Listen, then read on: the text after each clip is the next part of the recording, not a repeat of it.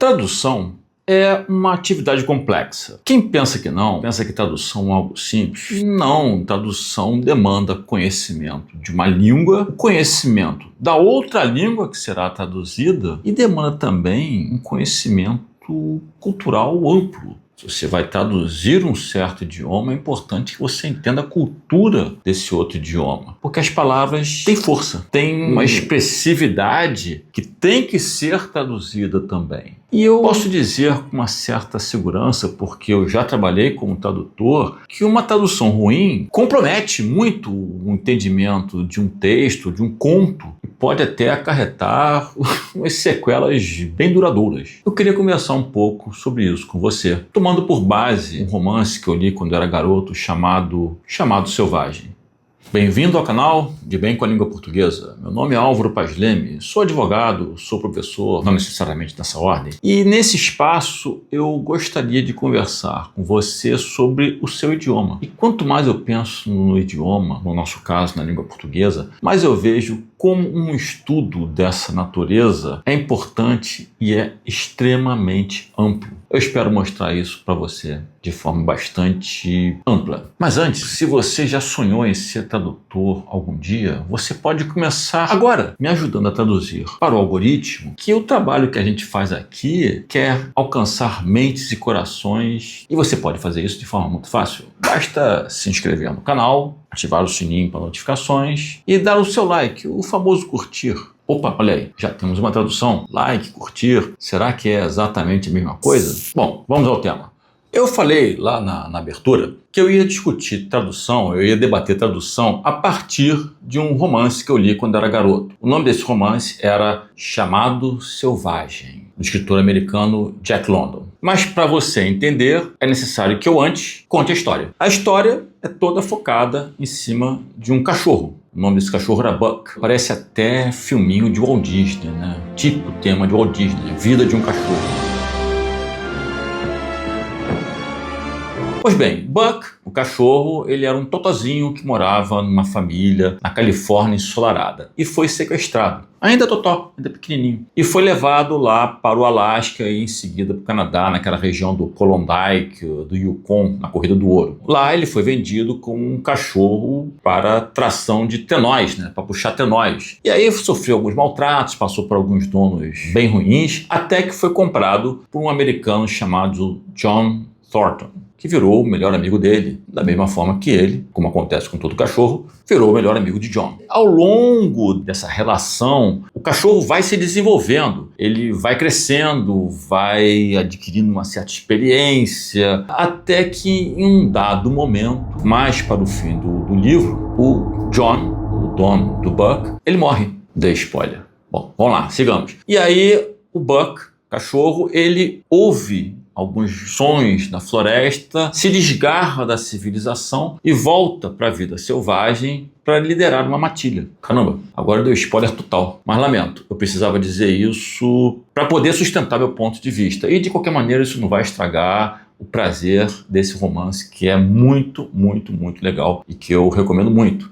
Ele até virou filme. Foi filmado várias vezes, mas as mais famosas que eu me lembro foram 3, basicamente. Uma com Clark Gable, que aí, Clark Gable sendo na época um grande nome em Hollywood, esse filme com ele foi focado nele e não no cachorro. E aí, em 1973, houve uma outra refilmagem, dessa vez com o ator Charlton Heston. Para quem não sabe, Charlton Heston interpretou o Comandante Taylor no filme O Planeta dos Macacos. Aliás, eu tenho um vídeo abordando isso, tá aqui em cima. Vai lá, depois dá um confere, que eu acho que vocês vão gostar. E houve uma refilmagem ainda mais recente com Harrison Ford no papel do John Thornton. Eu li o livro quando eu tinha algo em torno de 8, 9 anos e vi o filme com Charlton Heston quando eu tinha 13 anos. Filme fidelíssimo ao livro. Se vocês quiserem conferir, eu deixei o link aqui na inscrição. E aí, o início do filme, a primeira sequência do filme é o Buck, já adulto, correndo na neve, chegando até um rio congelado, escavando a neve e vendo abaixo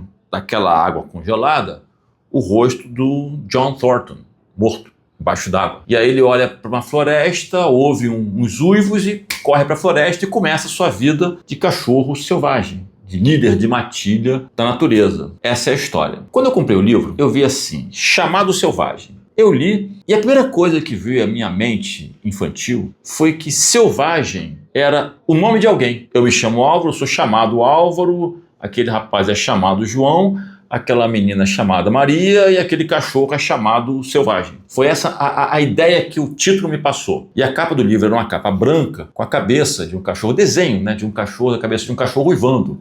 Acredita-se para a lua, né? Aí eu vi o filme. Super fiel, como eu disse, e aí eu prestei atenção no título em inglês. O título em inglês é The Call of the Wild. Eu achei que havia algo estranho entre o título em inglês e o título em português, mas deixei passar. Até o momento em que eu cresci, estudei inglês, virei tradutor. E como esse livro sempre esteve presente na minha vida, porque eu sempre gostei muito dessa história, eu percebi que a tradução não era legal. The Call of the Wild.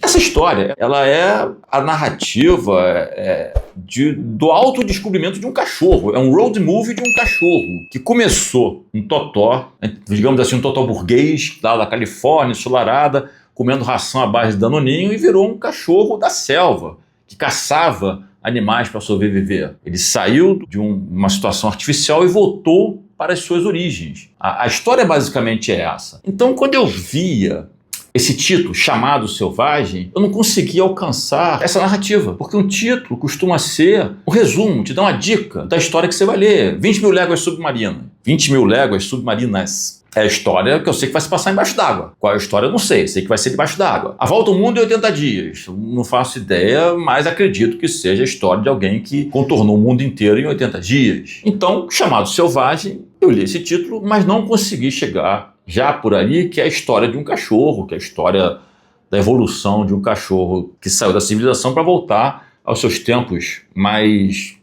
raiz, digamos assim. Então pensei assim, quando eu era tradutor, eu pensei, eu vou achar o título. E eu procurei na internet várias possibilidades de título, mesmo na época que eu era tradutor não tinha internet, mas eu fiquei pensando como tal, depois veio a internet, eu pesquisei vários títulos, nenhum deles me agradou. Eu achei, por exemplo, O Apelo da Selva.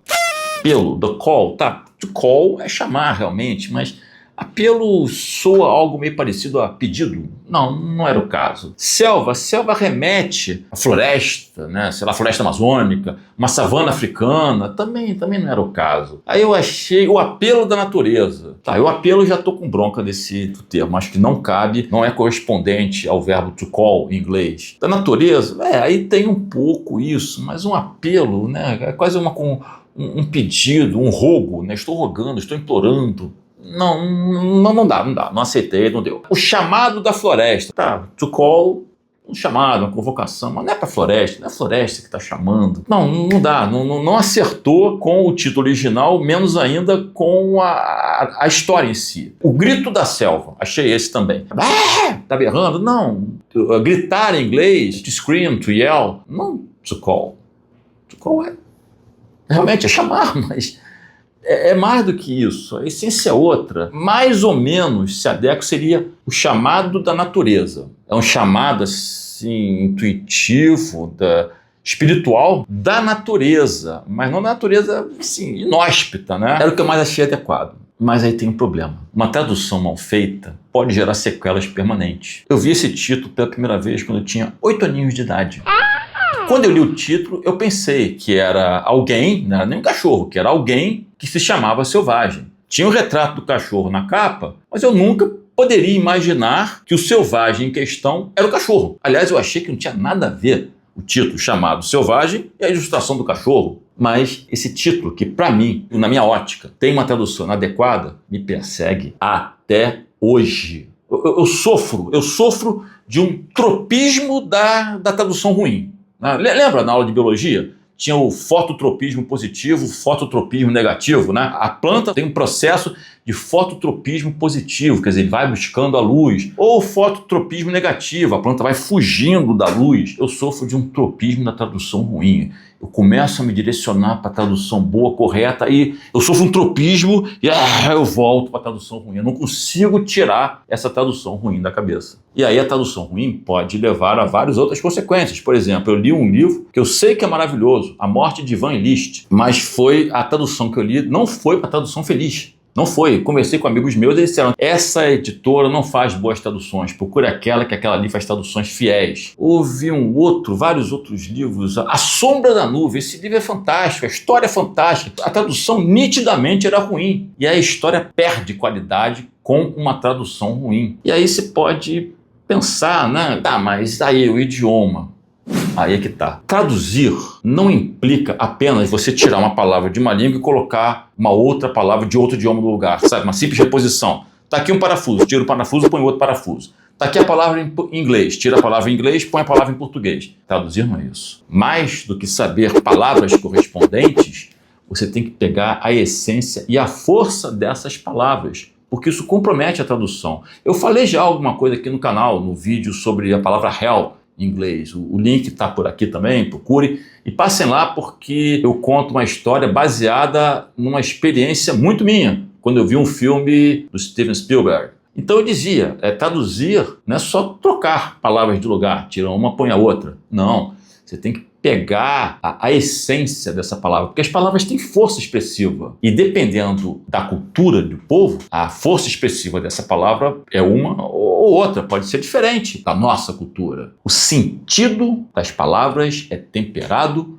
pela cultura do povo que a fala. Então, se você quer ser um bom tradutor, é necessário também saber a cultura do povo da língua que você vai traduzir. Um idioma é muito mais do que faz supor a nossa vã filosofia. O idioma é a identidade e a cultura de um povo. Conheça bem o seu idioma para conhecer bem a sua cultura. Conheça bem a cultura de outro povo para conhecer bem o idioma que aquele povo fala. Até a próxima.